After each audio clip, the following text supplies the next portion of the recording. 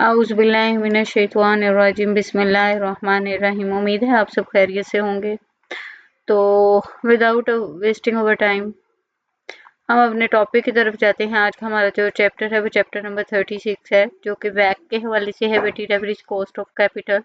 तो सबसे पहले तो आपने याद रखना है कि weighted average cost of capital की ये डेफिनेशन मोस्ट इम्पोर्टेंट है विद फॉर्मूला।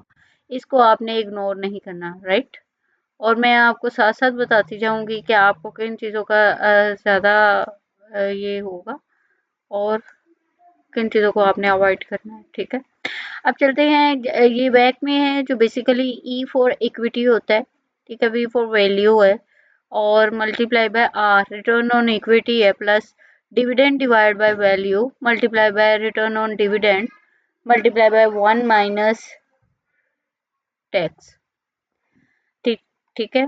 अब ये चीज़ें समझ लीजिएगा, इक्विटी को डिवाइड करना है वैल्यू से, ठीक है, इक्विटी को वैल्यू से डिवाइड करना है और उसको मल्टीप्लाई करना है, जिससे मल्टीप्लाई जो ऊपर होगा ना, ये वाला वर्ड आप देखें ई, उसके ही रिटर्न से मल्टीप्लाई। इसी तरह ये डी है तो इसके ही रिटर्न से मल्टीप्लाई किया जाएगा, ठीक है।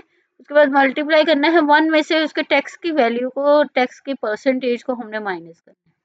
ये सेम फॉर्मूला वही है, आपने इसको एज इट इज करना है। यहाँ पे पी आ गया, पी फॉर प्रेफर्ड स्टॉक है, जहाँ पे जिसके साथ ऊपर नीचे के साथ वैल्यू के साथ मल्टीप्लाई करेंगे, ऊपर जो वैल्यू होगी उसी के साथ रिटर्न का मल्टीप्लाई करना है, ये याद रखना है आपने, ठीक है। अब देखा जाए तो टैक्स रेट है 34%। तो आपने ये डेफिनेशन, ये जो मैंने ऊपर आपको हाईलाइट कराया वो अगर आप अच्छे तरीके से कर लेते हैं तो ये भी बात उन्होंने, ये देखे, ये चीज़ आपने गौर करनी है। ये वो क्या कह रहा है, कह रहा है कि अगर सपोज हमेशा जो है 1 के इक्वल हो गए, 1 के इक्विटी एसेट हमेशा इक्वल आएंगे इक्विटी प्लस डिविडेंड के, ठीक है, और सॉरी इक्विटी प्लस डिविडेंड के जो होते हैं इक्वल आते हैं। अगर सपोज हम लोग कहते हैं इक्विटी एसेट की वैल्यू में कि इक्विटी और डेट, सॉरी डेट का डिविडेंड मैं कह रही हूँ, डेट है ये। तो डेट का क्या सीन है, जब इक्विटी प्लस डेट होगी ना, ये इक्विटी प्लस लाइबिलिटी, वो हमेशा एसेट के इक्वल है। अगर इक्विटी 70% है तो डेफिनेटली डेट जो होंगे 30%, मतलब आना आंसर 1 नहीं चाहिए। तो इसलिए आपको जब इक्विटी की वैल्यू दे देगा उसको 1 में से माइनस करके आपने ऑटोमेटिकली उसका डेट की वैल्यू निकाल भी सकते हैं। बाजू का तो होता है वो कंफ्यूज करने के लिए ये भी कह दे। अब नेट प्रेजेंट वैल्यू को फॉर्मूला याद रखिएगा, ये देखिए इसमें भी उन्होंने इसी को शो किया हुआ है। नेट प्रेजेंट वैल्यू ऑलरेडी हम पीछे सारा डिस्कस कर चुके हैं ब्रीफली। आपने इनको ये बहुत मोस्ट इम्पोर्टेंट है, लास्ट टाइम भी क्वेश्चंस आए थे, मिड टर्म में भी आ जाते हैं। इसी तरह से आपने याद रखना है कि ये फाइनल टर्म में भी रिपीट हो सकते हैं, बिकॉज देयर इज समथिंग। और आप देख रहे हैं इधर इन्होंने एक टच दिया हुआ है, ये एक एग्जांपल है ईएमएन कॉरपोरेशन की। उस पे आपने सेम लाइक यहाँ पे नेट प्रेजेंट वैल्यू उसकी जो शो ऑफ की गई है, estimated cost of equity using dividend growth model is 10। अब जो है इक्विटी ग्रोथ मॉडल हमने निकालना है, ठीक है। इक्विटी ग्रोथ मॉडल कैसे निकालेंगे, 1.76 इधर है, 1.76 आ रहा है, ये देखें बुक वैल्यू फॉर शेयर। अब 1.76 यहाँ पे आ रहा है, ईएमएन पेड पर शेयर इन डिविडेंड, पर शेयर पे 1.76 पे कर रहे हैं, ठीक है, ये डिविडेंड की वैल्यू आ गई है।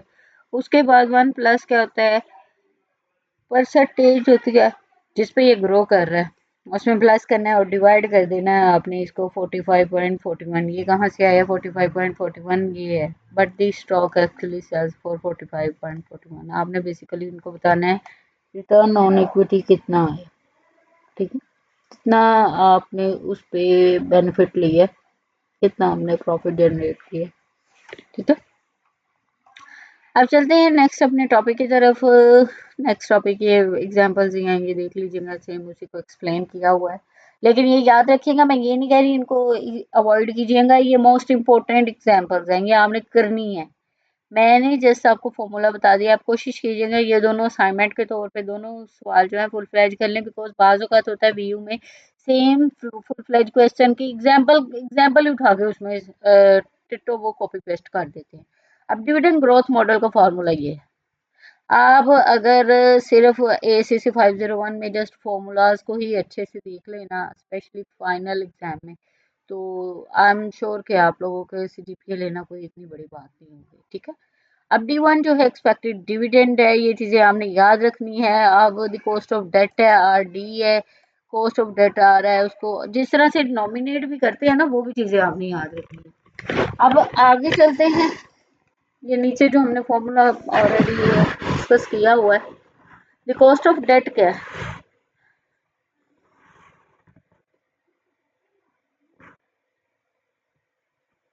अब बेसिकली जो है ये जो है कॉस्ट ऑफ डेट के बारे में आप देखिएगा, ये मोस्ट इम्पोर्टेंट है। बल्कि मैं चाहूंगी कि आपको इस हवाले से थोड़ा सा गाइड करूँ, कॉस्ट ऑफ डेट होती क्या है। ऐसी कॉस्ट, ऐसे डेट जिसके अंदर किसी किस्म का इंटरेस्ट या यील्ड ना एंटर हुआ हो, और अभी तक वो इसके साथ नहीं किसी किस्म का, जैसे कि सपोज हो गया आपने मुझसे 1 साल, सपोज 5 साल के लिए आपने मुझसे 1 लाख रुपया लिया, और आप मुझे कहते हैं मुझे पर ईयर जो है इस पे जो है एक रिटर्न मिलना चाहिए, रिटर्न ऑन डेट मिलना चाहिए, एक परसेंटेज दो मुझे। तो अगर वो 0 ईयर पे है,